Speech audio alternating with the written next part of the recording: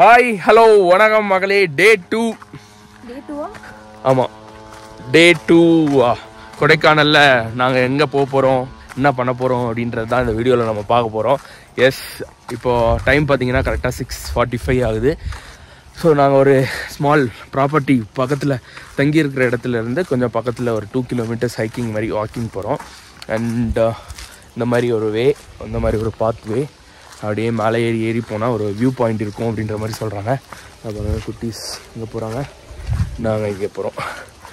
So climate பார்த்திங்கன்னா நேற்றுலாம் சரியான மழை, இன்றைக்கி மழைலாம் இல்லை. ஆனால் ஏரியா வந்து கொஞ்சம் இந்த மாதிரி தான் இருக்கும், ஈரமாக.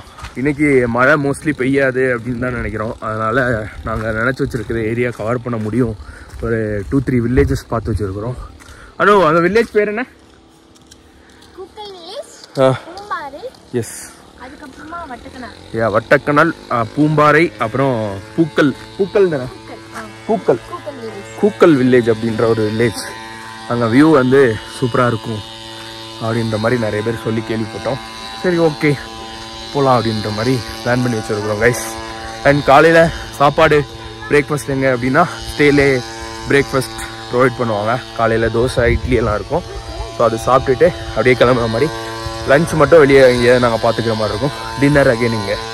Okay guys, see you in video. சரி, கொஞ்சம் மேலே போக போக நாங்கள் கவர் பண்ணி அடுத்த ஷாட் போடுறோம். பாய்.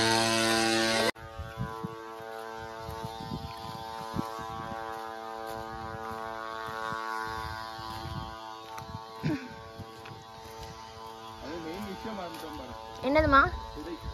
கொடையா? மழை பெய்யாதுன்னு நம்புவோம், பெஞ்சாலும் போய் குளிச்சுக்கலாம், ஒன்றும் பிரச்சனை இல்லை. அப்படியே நீ குளிப்பேல.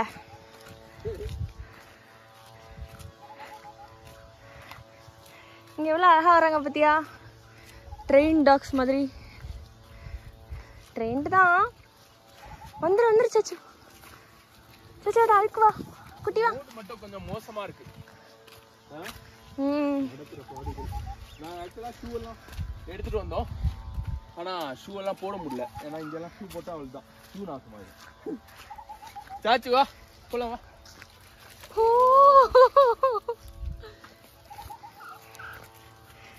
சாச்சி நீ போய் குளிக்கான்.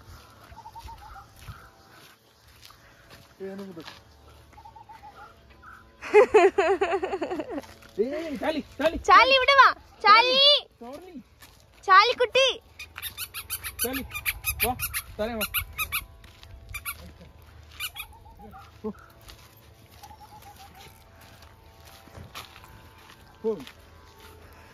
இதான் ஒரு சேரா தெரியுமா?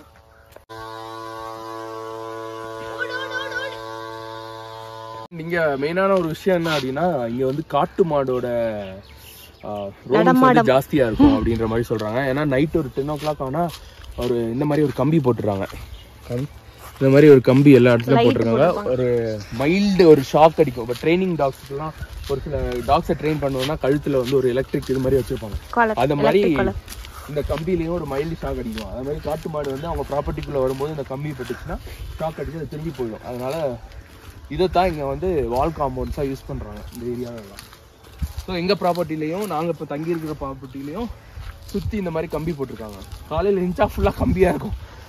அப்புறம் அந்த மேனேஜர் அவரை கீழே தான் அவைலபிளாக இருப்பார். அவர்கிட்ட சொன்னால் அவர் எடுத்து விடுவார். ஸோ அதுக்கப்புறம் தான் நாங்கள் வெளியே வர முடியும். இல்லை அப்படின்னா சேஃப் கிடையாது அப்படின்ற மாதிரி சொல்கிறாங்க. அதனால் நைட்டு வந்து நாங்கள் வெளியே வரதில்லை. நைட்டு சாப்பிட்டுட்டு டைரெக்டாக ரூமு, அதுக்கப்புறம் காலையில் தான் இப்போது அகெயின் நாங்கள் கிளம்பி வெளியே வரோம். ஈவினிங்குமே ஒரு 6க்கு மேலெலாம் வெளியில் வர முடியல, ரொம்ப இருட்டு.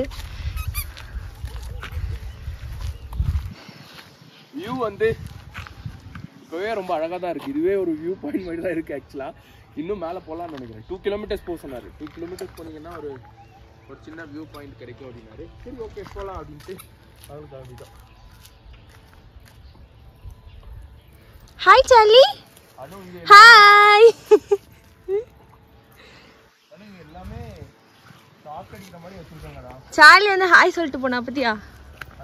ஷாக் அடிச்சாலும் ஒன்றும் ஆகாது சொன்னாங்க. ஆனால் இங்கெல்லாம் இவங்கெல்லாம் எவ்வளோ பவர் வச்சிருக்காங்கன்னு கரெக்டு தான். ஆனால் இவங்க அதை பார்த்த உடனே நின்றுடுறாங்க. நீ கவனிச்சியா? ஆனால் இன்னைக்கு ஸ்டாப் பண்ணாங்க. பார்ப்போம். பிடிக்கணுமா லீஸ்ல? சாச்சா லீஸ் போட்டுடலாமா? குட்டி லீஸ் போட்டுடலாமா? ஹாப்பி வர மாட்டாளே லீஸ் போட்டா. ரொம்ப இழுத்துட்டு எடுப்பா. ஜாலியா வரா பாரு, அவன் நடக்கிறது பாரு சாச்சு.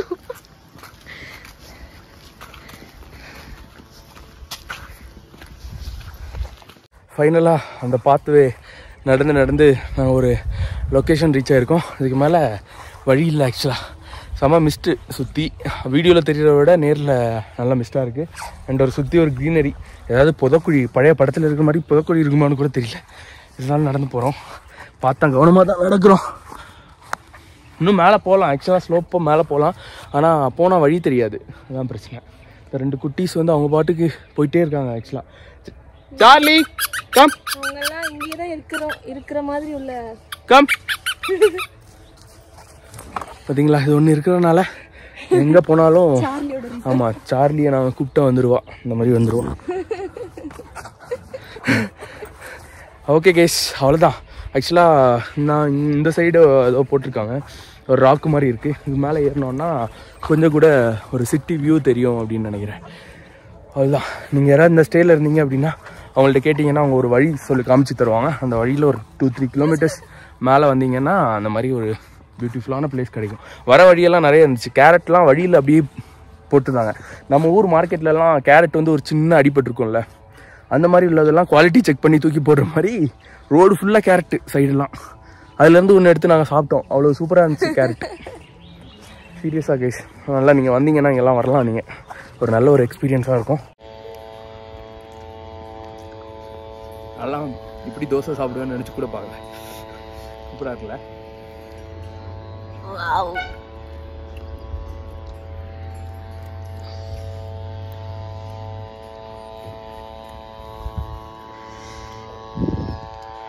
சாச்சி சார்லி வந்து அழுக்காயிட்டனால அங்கே வச்சுருக்கோம். நாங்கள் அவங்கள ரூம் கூட்டிகிட்டு போகல. சாப்பிட்டுட்டு அப்படியே ரூமுக்கு போய் சாச்சி சார்லியை குளிப்பாட்டிட்டு நாங்களும் ஃப்ரெஷ்அப் ஆகிட்டு கிளம்பிடுவோமே. சார்லி, இங்கெல்லாம் பயங்கர லீச், இந்த கிராஸ்லலாம் ஃபுல்லாக லீச்சஸ்லாம் இருக்கும். அதனால நீங்கள்லாம் வரீங்கன்னா ஒரு ஃபர்ஸ்ட் எய்ட் கிட் கொண்டு வாங்க. மெயினாக பீட்டாடின், சாவலாம், அப்புறம் காட்டன், வேற என்ன? அவ்வளோதான். இருந்தாலும் நீ ரொம்ப தைரியசாலிப்பா. இந்த ஓட்ட கண்ணாடி போட்டு எப்படி துணிஞ்சு முன்னாடி நிக்கிறியோ?